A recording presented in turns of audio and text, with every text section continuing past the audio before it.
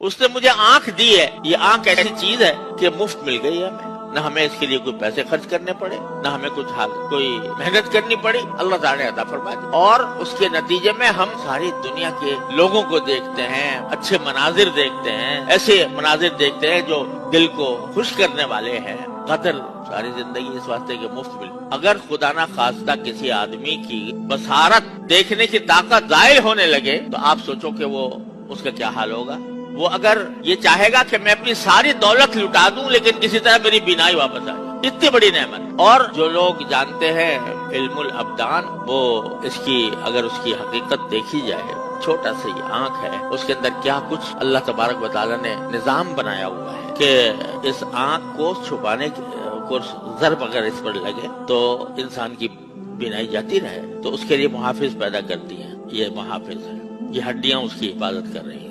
اگر چوٹ لگے گی تو پہلے ان ہڈیوں پہ لگے گی، آنکھ پہ نہیں جائے گی۔ اور اگر آنکھ کے اوپر کوئی اندر بھی چلا جائے تو یہ پلکیں رکھی ہوئی ہیں اللہ تعالیٰ نے گرد و غبار صاف کرنے کے لیے، حسن بھی ہے آنکھ کا اور اس کو محفوظ رکھنے کا بھی اللہ تبارک و تعالیٰ نے راستہ بنایا کہ میں چنانچہ جب اگر فرض کرو یہ پلکیں ختم ہو جائیں تو بینائی میں بھی نقص آ جاتا ہے، اور وہ روک بھی نہیں کر سکتی کسی ذرات کے اندر جانے سے، ایسی جگہ اس کو بنا۔ اور پھر اس کے اندر یہ نظام رکھا کہ خود کار نظام ہے، آٹومیٹک، کہ جب آدمی اگر فرض کرو دن کی روشنی میں ہے یا کسی بھی روشنی میں ہے تو اس وقت جو آنکھ ہے وہ نسبتاً پھیلتی ہے، اور اگر اندھیرے میں جائے تو سکڑتی ہے۔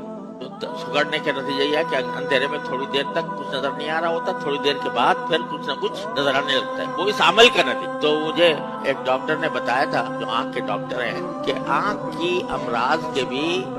11 قسمیں ہیں اسپیشلسٹوں کی۔ کوئی کرنیا کا اسپیشلسٹ ہے، کوئی اس کا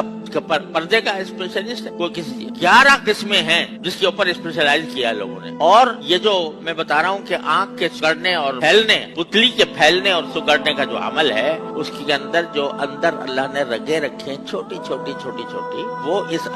عرصے پھیلنے اور سکڑنے میں 7 میل کا فاصلہ طے کرتی ہیں، 7 میل کا فاصلہ طے کرتی ہیں۔ تو ہر لمحے جب آپ روشنی میں جائیں گے تو آنکھیں خود بخود 7 میل کا فاصلہ کر کے آپ کے مناسب فضا پیدا کر، آپ کسی اندھیرے میں جائیں گے تو اتنا فاصلہ طے کر کے وہ آپ کے دیکھنے کے مناسب ماحول پیدا کر۔ ایک آنکھ کی نعمت اللہ تبارک کس لیے دی ہے؟ اس لیے دی ہے کہ تم اللہ تبارک و تعالیٰ نے اس کائنات کے اندر جو بہترین مناظر رکھے ہیں ان کو دیکھو اور اس کے خلاقی پر غور کرو، میرے مالک کی خلاقی کے پر غور کرو کہ کس طرح اس نے یہ سارے نظام پیدا کیا ہے، کتنی خوبصورت چیزیں پیدا کی ہیں، اور اس سے اللہ تبارک و تعالیٰ کی وحدانیت پر،